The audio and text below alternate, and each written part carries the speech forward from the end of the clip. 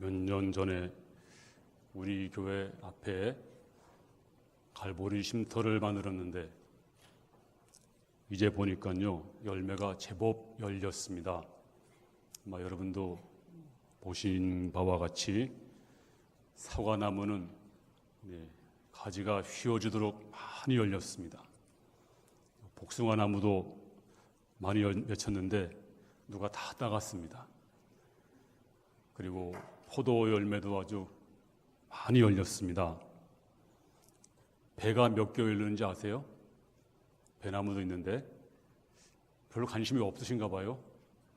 네, 한번 여러분 배나무에 배가 몇 개 열렸는가 한번 가서 보시기 바랍니다. 배도 열렸습니다. 산모루도 열렸고 아치가 있는데 거기 있는 건 산모루입니다.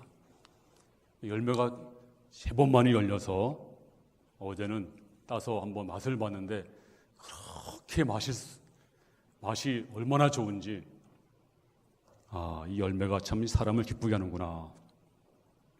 오늘 예수님께서 예루살렘에 입성하다가 한 무화과 나무를 보셨습니다. 그래서 마침 예수님이 시장하셔가지고 혹시 그 무화과 나무에 무슨 열매가 있을까 하고 그 나무를 찾아갔습니다. 오늘 13절에 보면 무화과 때가 아닙니다. 아시면서도 찾아가서 열매를 찾았습니다. 예상대로 열매는 하나도 없었습니다. 근데 예수님이 참 이상한 행동을 했습니다.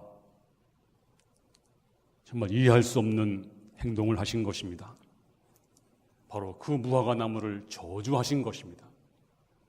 아니 무화과 나무가 무슨 죄가 있다고요? 말 못하는 그 나무를 예수님이 저주를 했습니다. 이제부터 영원토록 내게서 사람들이 열매를 따먹지 못하리라. 그 다음 날 그 길을 지나가다 보니까 그 나무가 뿌리부터 말라서 죽어 있었습니다. 아니 예수님께서 무화과 수확기가 아님을 아시면서도 열매를 요구하시고 그리고 사랑 많은 예수님이 왜 무화과 나무를 죽였을까? 무슨 죄가 있다고? 왜 그랬을까요? 도대체 예수님께서는 무슨 교훈을 주시려고 이런 일을 하셨는가? 먼저 배경을 살펴봅니다. 이제 주님은 예루살렘 성 안에 계십니다. 예루살렘 성은 도시는 종교적인 도시. 그래서 사람들이 많이 모여들었습니다. 지금도 예루살렘은 이슬람의 성지이고 기독교 성지이고 유대인의 성지입니다. 그래서 순례객들이 끊이지 않고 있습니다. 그 당시에도 종교의식이 열심히 시행되고 있었습니다. 그런데 그 많은 종교인들 그리고 종교적인 도심에도 불구하고 그 도시는 생명을 잃어버린 죽음의 도시였습니다. 그래서 우리 주 예수님은 생명 없는 사람들, 생명 없는 도시, 그들을 경고하기 위해서 이제 무화과 나무 시청각 교육을 주께서 말씀하신 것입니다. 그 당시에 가장 유명한 종교인이 바리새인들입니다. 우리 주님은 그들에게 욕을 던진 사람들입니다. 어떤 욕을 던졌나요? 이 독사의 새끼들아.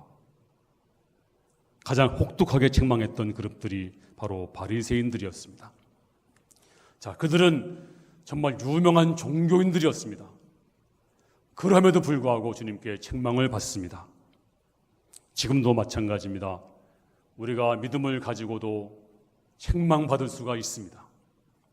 바로 이것이 본문의 교훈입니다.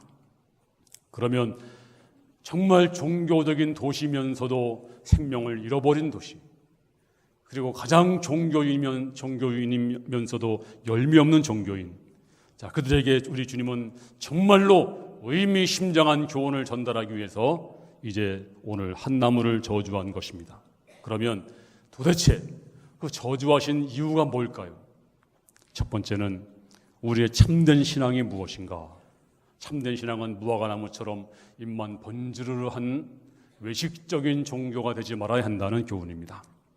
자, 이 무화과 나무 잎사귀는 무성했습니다. 그런데 열매가 없었습니다. 자, 이것은 바로 그 시대 그 백성들을 그대로 표현해 주는 그런 상징입니다. 우리 주님은 이제 어디를 가셨나요? 성전에 들어가시니 장사하는 사람들이 성전을 다 차지하고 있었습니다. 난장판이 되었습니다. 하나님을 믿으면서도 이제 그들은 완전히 하나님이 없는 사람처럼 그렇게 돼버리고 말았습니다. 그리고 이제 그 성전 안에서는 화려하고 웅장한 종교 축제가 계속 벌어지고 있었습니다. 종교의식, 종교축제, 그 많은 프로그램, 그 많은 의식이 행해지고 있었는데 하나가 없었습니다. 바로 생명이 없었습니다. 바로 열매가 없었습니다. 이것이 우리가 받아야 할 교훈입니다. 지금도 마찬가지입니다. 우리 교회 안에도 여러 가지 의식이 있습니다. 예배도 있고 성찬도 있고 세례도 있고 기관에 참여하고 봉사도 있습니다. 그런데 우리가 열매가 없으면 우리가 하나님과 전혀 상관이 없는 그런 사람이 될 수가 있습니다. 지금 이 무화과 나무는 잎이 엄청 무성합니다. 그래서 열매를 맺어야 정상인 것처럼 보이지만 사실 열매가 없었습니다. 이와 같이 우리도 잎이 무성합니다. 의식, 종교적인 종교인으로서 완전히 모든 게 다 완벽하지만 그 속에 생명이 없으면, 그 안에 열매가 없으면 이제 주님께 버림받을 수밖에 없습니다. 그러면 우리가 왜 열매를 맺어야 할까? 그 이유가 무엇입니까? 마태복음 21장 43절에 보면 그러므로 내가 너희에게 이르노니 하나님의 나라를 너희는 빼앗기고 그 나라 열매 맺는 백성이 받으리라. 이 말씀의 뜻은 하나님 나라를 너희는 빼앗긴다. 다시 말씀드리면 하나님 나라에 너희는 들어갈 수 없다. 그런데 누가 하나님 나라 들어가느냐? 열매 맺는 백성이 들어갈 것이다. 그렇습니다. 하늘나라는, 천국은 누가 들어갑니까? 열매를 맺는 사람이 들어갑니다. 그러므로 저와 여러분들은 반드시 열매를 맺어야 될 줄로 믿습니다. 한 걸음 더 나아가서 열매를 맺지 아니하면 마태복음 3장 10절에 보니까 이렇게 말씀했습니다. 이미 도끼가 나무 뿌리에 놓였으니 좋은 열매를 맺지 아니하는 나무마다 찍혀 불에 던져지리라. 좋은 열매를 맺지 못한 그 나무는 찍혀서 불에 던져진다. 다시 말하면 이 불은 지옥불입니다. 그러므로 열매를 맺지 못하면 하늘나라 가지도 못하고 지옥 간다는 말입니다.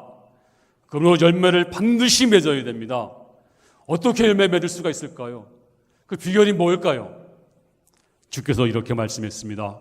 요한복음 15장 4절에 가지가 포도나무에 붙어있지 아니하면 스스로 열매를 맺을 수 없음같이 너희도 내 안에 있지 아니하면 그러하리라. 그렇습니다. 열매를 맺기 위해서는 가지가 반드시 나무에 붙어 있어야 됩니다. 안 붙어 있으면, 떨어져 있으면 다 말라버립니다. 그래서 주인이 그걸 거두어가지고 불에 던져 사르느니라. 그러므로 우리는 나무에 반드시 붙어 있어야 됩니다. 나는 포도나무요 너희는 가지니, 그러므로 우리가 주님께 꼭 붙어 있어야 됩니다. 안 붙어 있으면 열매를 맺을 수 없습니다. 사도행전 11장 22절에 예루살렘 교회가 이 사람들의 소문을 듣고 바나바를 안디옥까지 보내니 저가 이르러 하나님의 은혜를 보고 기뻐하여 모든 사람에게 굳은 마음으로 주께 붙어 있으라 권하니. 예루살렘 교회에 큰 핍박이 있었습니다. 그래서 믿음이 좋은 사람들은 뿔뿔이 흩어졌습니다. 그 흩어진 사람들이 세운 교회가 바로 안디옥 교회입니다. 그러니까 얼마나 믿음이 좋겠어요. 모든 걸 다 버리고 핍박을 받고 쫓겨다니면서 믿음 하나 지키기 위해서 세운 사람들, 그 교회가 얼마나 믿음이 좋았겠습니까? 바로 그 교회, 예루살렘 교회 선생이었던 바나바가 파송을 받습니다. 그리고 가서 설교를 했습니다. 뭐라고 했나요? 그 모든 사람에게 굳은 마음으로 주께 붙어 있으라. 바나바가 너희는 정말 예수 잘 믿고 있으니 걱정하지 마십시오. 구원받았습니다. 천국 갈 것입니다. 염려 마십시오. 그런 말 하지 않았습니다. 뭐라고 했나요? 굳은 마음으로 주께 붙어 있으라.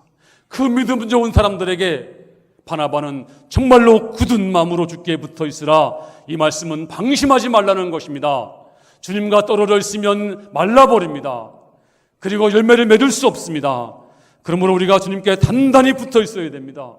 안 붙어 있으면 열매를 맺을 수 없습니다.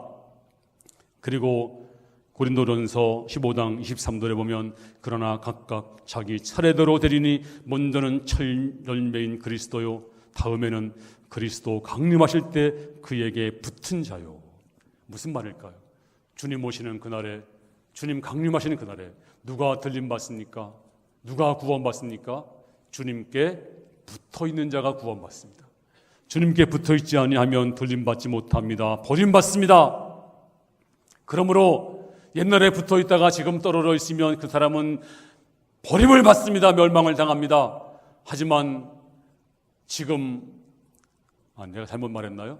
옛날에 붙어있다가 지금 떨어져 있으면 버림받고요. 옛날에 떨어져 있다가 지금 붙어있으면 제가 말 자꾸 헷갈리네요. 옛날에 붙어있다가 지금 떨어져 있으면 멸망을 받고요. 옛날에 떨어져 있다가 지금 붙어있으면 구원을 받아요. 타이밍이 중요합니다. 그러니까 옛날에 내가 잘 믿었어. 옛날에 내가 막년에 잘 믿었어. 그거 아무 소용이 없습니다. 오늘 구원받아야 되고 오늘 은혜 받아야 되고 오늘 내가 공급받아야 됩니다. 오늘 지금 내가 붙어 있어야 됩니다. 그래야 내가 구원받습니다. 옛날에 잘 믿었는데 지금 떨어져 있으면 주님 오신 그날에 다 멸망받습니다. 그러므로 지금 성경을 많이 안다고 구원받는 것도 아니고 영적인 체험 많이 했다고 구원받는 것도 아니고 큰 교회 목사라고 구원받는 것도 아니고 주님께 붙어있는 자가 구원받는 줄로 믿습니다. 주께 단단히 붙어있는 성도 되기를 주님의 이름으로 축원합니다. 이제 바로 그때입니다. 주님이 언제 오실지 모릅니다. 주께서 오시면 주께 붙어있는 성도가 다 되기를 주님의 이름으로 축원합니다. 두 번째는 이 잘못된 종교, 잎사귀한 무성한 종교는 철저히 심판된다는 것을 우리에게 보여주고 있습니다. 자, 20절 말씀을 다 같이 읽겠습니다. 시작. 그들이 아침에 지나갈 때 무화과 나무가 뿌리채 마른 것을 보고, 자, 주님이 저주하자마자 그 무화과 나무가 뿌리채 말랐습니다. 그냥 조금 마른 정도, 그 정도가 아닙니다. 완전히 뿌리까지 말랐습니다. 말라볼 뿌리만 살아있으면 다시 싹이 날 수가 있잖아요. 근데 뿌리채 말라버렸습니다. 그냥 주님이 조금 야단치는 정도가 아닙니다. 완전히 말라 죽어버린 것입니다. 이것은 처절한 심판입니다. 생명 없는 종교, 입만 무성한 종교 생활, 하나님 없는 종교, 이것은 처절하게 심판된다. 우리 주님은 이 사건을 통해서 절대로 이런 외식은 용납될 수 없다. 너희가 겉만 번지르한 외식은 심판된다. 뿌리채 말라진다. 이것은 바로 역사적으로 그대로 성취되었습니다. 실행되었습니다. 언제요? 열매 없는 도시, 열매 없는 민중들, 주께서 이제 말씀하시기를 돌 위에 돌 하나도 남기지 않고 다 무너지리라. 제가 지난주에 말씀드렸죠. AD 70년에 티토스, 나중에 황제가 되었습니다. 이 사람에 의해서 예루살렘 성이 다 완전히 파괴되었는데 역사에 보니까 335만 명이 죽었습니다. 9만 7천 명이 포로로 끌려갔습니다. 예루살렘 성은 완전히 회파되었습니다. 완전히 멸망을 받았습니다. 그렇습니다. 지금도 우리가 성전에서 예배하고 있지만 우리가 열매가 없다면, 진정한 신앙 고백이 없다면, 종교적인 흉내만 내고 있다면, 잎사귀만 무성하다면 이것은 처절하게 심판될 것입니다. 이것은 주님이 용납하지 않습니다. 차라리 잎사귀가 없었더라면 우리가 회개할 수 있었는데 잎사귀 때문에 속았습니다. 지금도 우리가 하나님을 향한 믿음도 없는데, 양도 아닌데 양인 채 했습니다. 쭉정인데 우리가 이상인 척 착각했습니다. 이제 주께서 분리할 날이 올 것입니다. 이제 모자라서 마침내 가라지는 분별될 것이고 쭉정이도 분별될 것입니다. 심판받을 것입니다. 그러므로 우리가 이 시간 내가 어떤 신앙인인지 자신을 살펴야 됩니다. 나도 이 시간 정말 쭉정이인지 인반 무성한 종교인인지 살펴보시고 주 앞에 오늘 주께서 말씀하십니다. 이런 무성한 이상한 무성한 이런 신앙은 심판될 것이라고 말씀해주고 있는 것입니다. 영국의 C.S. 루이스라고 하는 사람, 제가 즐겨 읽는 책인데요.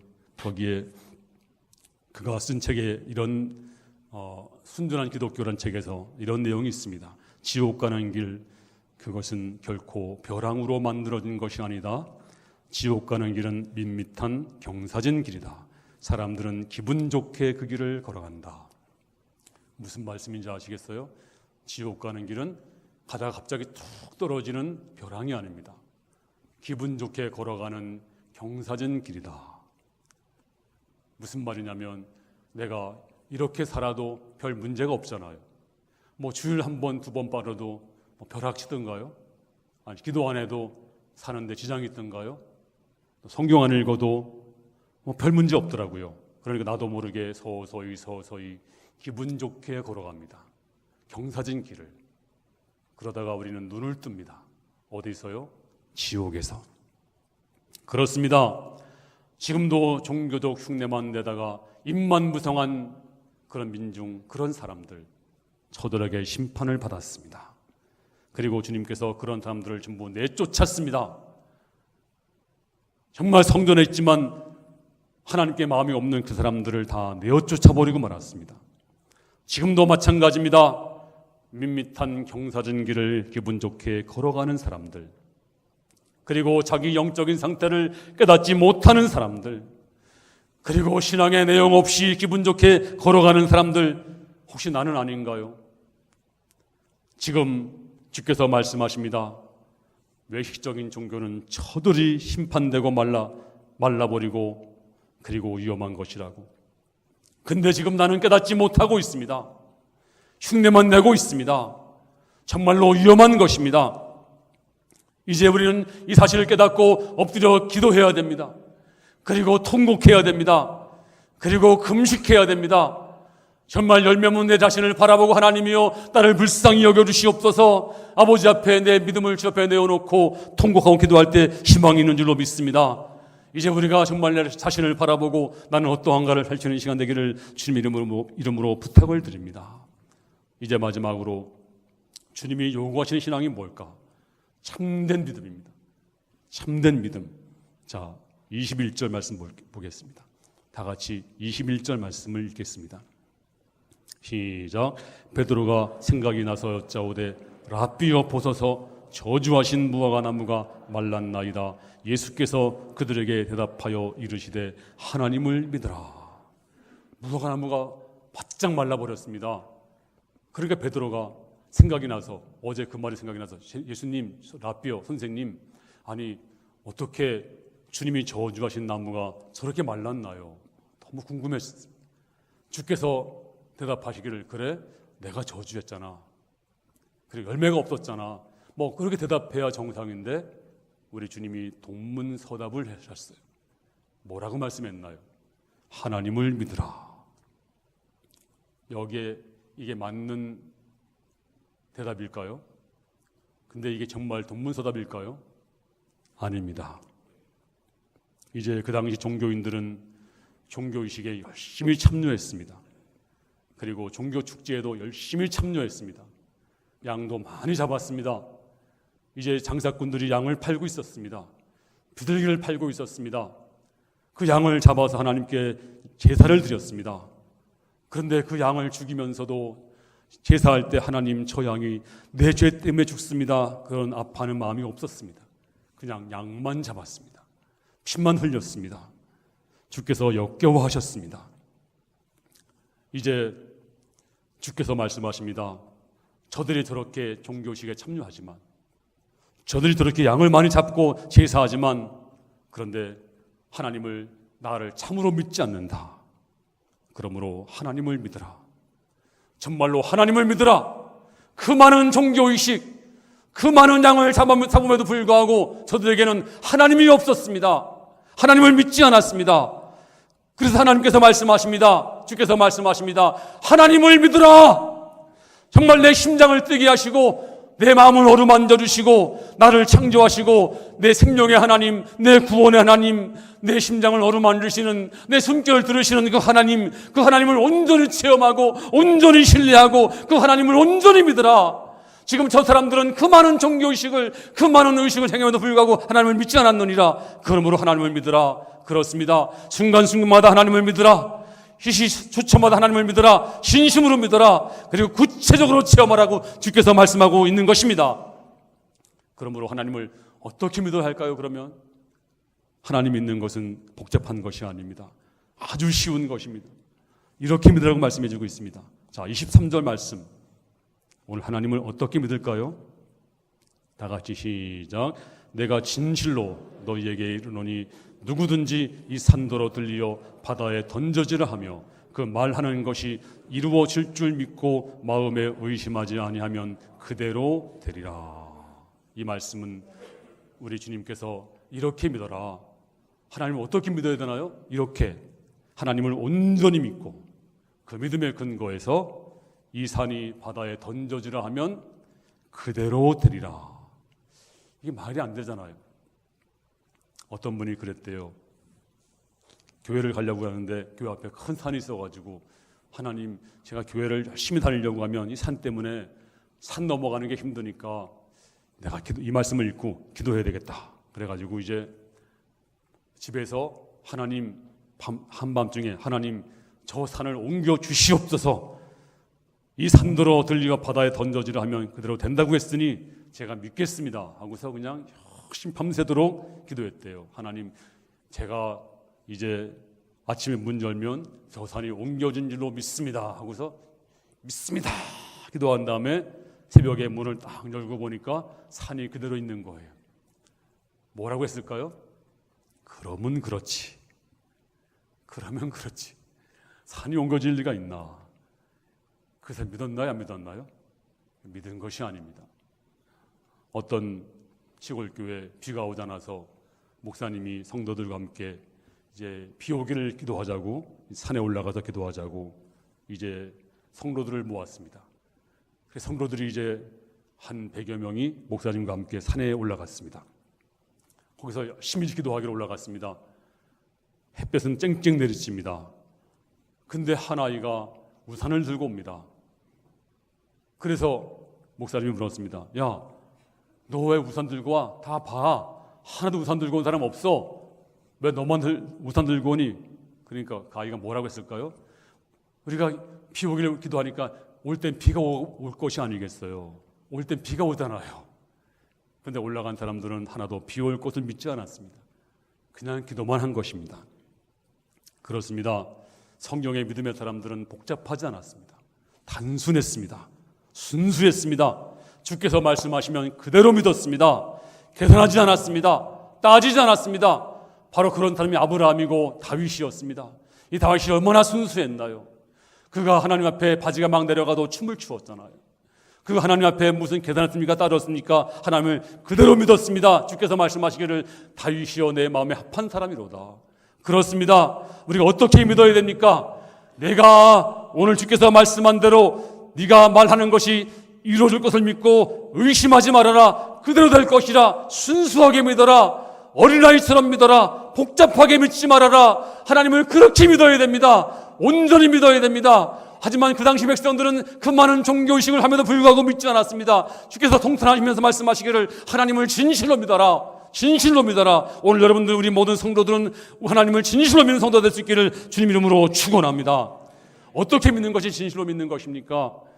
오늘 히브리서 11장 7절에 이런 말씀이 있습니다. 믿음으로 노아는 아직 보지 못하는 일에 경고하심을 받아 경외함으로 방주를 준비하여 그 집을 구원하였으니 그렇습니다. 이 노아는요, 안 보았지만 본 것처럼 믿었어요. 안 보았지만 본 것처럼 믿었습니다. 홍수를 본 적이 없습니다. 비를 본 적이 그 큰 비를 본 적이 없습니다. 하지만 주께서 말씀하시니 본 것처럼 믿었습니다. 비가 철철 내리고 홍수가 나는 것을 믿음으로 보고 방주를 지은 것입니다. 그렇습니다. 믿음이 무엇입니까? 눈에 안 보여도 보는 것처럼 믿는 것입니다. 우리가 하나님이 안 보입니다. 천국이 안 보입니다. 진리가 안 보입니다. 천사가 보이지 않지만 보는 것처럼 믿는 것입니다. 우리가 믿는 찬송 중에도 이 눈에 아무 증거 아니 배여도 믿음만을 가지고서 늘 걸으며 이 귀에 아무 소리 아니 들려도 하나님의 약속 위에 서리라. 걸어가세 믿음 위에 서서 나가세 의심 버리고 걸어가세 믿음 위에 섰어 눈과 귀에 아무 증거 없어도. 할렐루야. 믿음은 무엇입니까? 성경이 말씀하시기를 바라는 것들의 실상이요 보지 못하는 것들의 증거니, 내가 보지 못하지만 보는 것보다도 더 확실하게, 내가 보지 못하지만 내가 본 것보다 더 확실하게 믿는 것이 바로 믿음인 줄로 믿습니다. 이렇게 믿는 성도 되기를 주님 이름으로 축원합니다. 뿐만 아니라 불가능해 보여도 믿는 것입니다. 보세요. 물고기 2마리 가지고 어떻게 5,000명을 먹입니까? 하지만 믿는 자는 그대로 될 줄로 믿습니다. 물이 포도주 되는 거 이게 불가능하죠. 하지만 믿는 자는 될 줄로 믿습니다. 죽어 냄새난 나사로가 어떻게 살 수가 있습니까? 주께서 말씀하시기를 내가 믿으면 하나님의 영광을 보리라. 그렇습니다. 믿는 자는 그렇게 될 줄로 믿습니다. 홍해가 안 갈라져도 저 바다가 어떻게 갈라지나요? 하지만 믿는 자는 홍해도 갈라질 줄로 믿습니다. 저 하늘에서 어떻게 만나가 내리나요? 하지만 주께서 말씀하십니다. 믿는 자는 만나도 내려오리라. 믿음으로 내가 불가능해 보여도 내가 믿는 자, 진실로 믿는 자, 주께서 그 믿는 자에게 불가능도 가능케 할 줄로 믿습니다. 될 줄로 믿습니다. 믿는 대로 되라. 믿는 대로 될지어다. 그리고 또 말씀하십니다. 24절에 다 같이 또 읽겠습니다. 시작. 그러므로 내가 너희에게 말하노니 무엇이든지 기도하고 구하는 것은 받은 줄로 믿으라. 그리하면 너희에게 그대로 되리라. 그렇습니다. 주 예수님의 말씀입니다. 천지를 창조한 주 예수님께서 말씀하시기를 너희가 기도한 것을 받은 줄로 믿으라. 병자에서 기도하면 이제 그래요. 기도 다 받은 다음에 나야 아는 거지. 그럼 고칠 수 없어요. 근데 하나님 기도 받은 다음에 하나님 제가 지금 몸이 아프지만 이것은 마귀의 거짓말입니다. 나는 나은 줄로 믿습니다. 기도하면 받은 줄로 믿습니다. 그 병이 떠날 줄로 믿습니다. 그리고 성경이 말씀하시기를 로마서 4장 19절에 그가 백세나 되어 자기 몸이 죽은 것을 알고 사라의 태가 죽은 것 같음을 알고도 믿음이 약하여지지 아니하고, 물론 아브라함이 처음부터 믿는 것은 아니었습니다. 근데 자기 몸이 다 늙고 태가 다 마른 것을 알고도 믿음이 약하여지지 아니하고, 그리고 받은 줄로 믿었습니다. 이루어진 줄로 믿었습니다. 그에게 하나님의 놀라운 역사가 나타난 줄로 믿습니다. 그러므로 이제 내 힘이 아니고 하나님의 능력으로, 그리고 내가 기도한 것은 다 될 줄로 믿고, 오늘 시간 주여 내가 믿겠습니다. 내가 믿음의 사람이 되겠습니다. 내가 믿음으로 고백하겠습니다. 믿음으로 전진하겠습니다. 믿음의 사람이 되겠습니다. 주 앞에 칭찬 듣고 인정받는 믿음의 사람 다 되기를 주님 이름으로 축원합니다. 여러분 가정도 지금 불행하지만 행복한 것을 믿고 믿음으로 그대로 이제 믿음으로 고백하시기 바랍니다. 모든 문제가 아무리 커도 이 문제가 해결된 것을 온전히 믿고 믿음으로 고백할 수 있기를 바랍니다. 내가 기도하고 기도한 모든 것들이 이루어진 것을 온전히 기도할 때 주께서 이루어 주실 줄로 믿습니다. 할렐루야.